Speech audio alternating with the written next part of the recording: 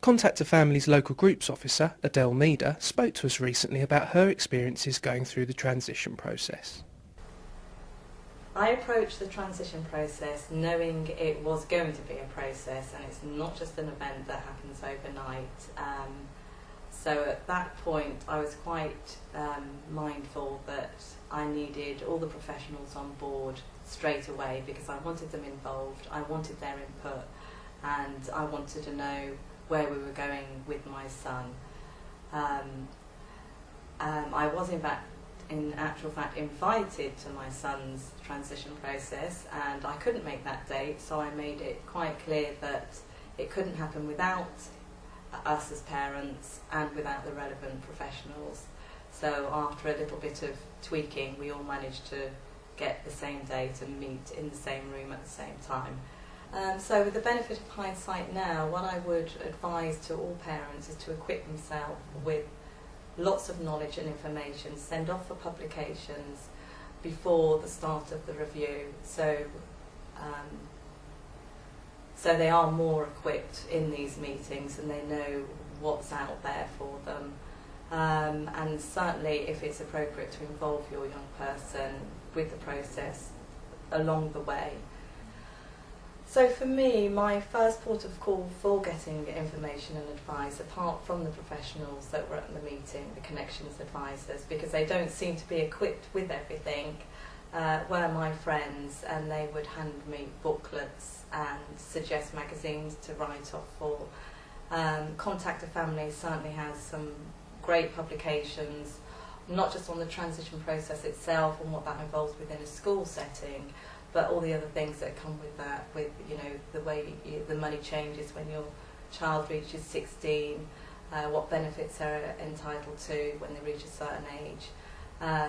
So for that it was really worth calling the Contact Family helpline to get that extra added bit.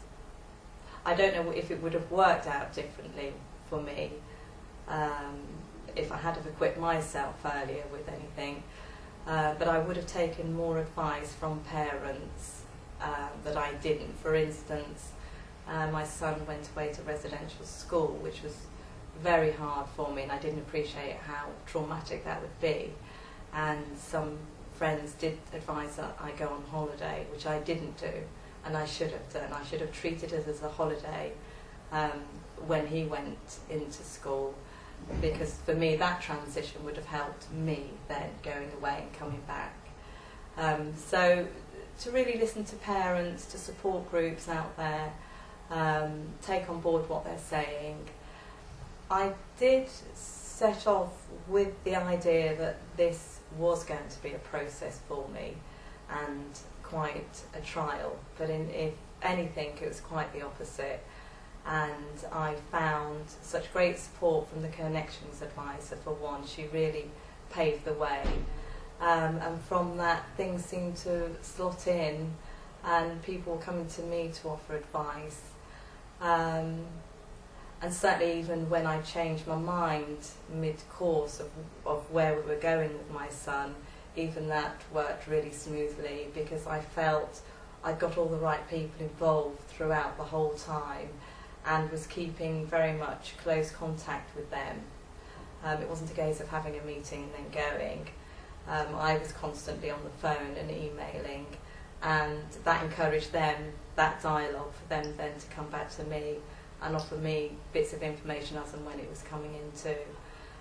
So as traumatic and as daunting as it was, the thought of it's actually been quite a smooth ride for me. And I would just say to parents, be optimistic and be open-minded.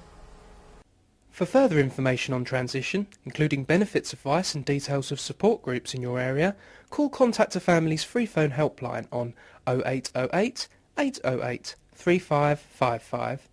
Also, why not visit our parent linking website, Making Contact, at www.makingcontact.org. and our main website at www.cafamily.org.uk.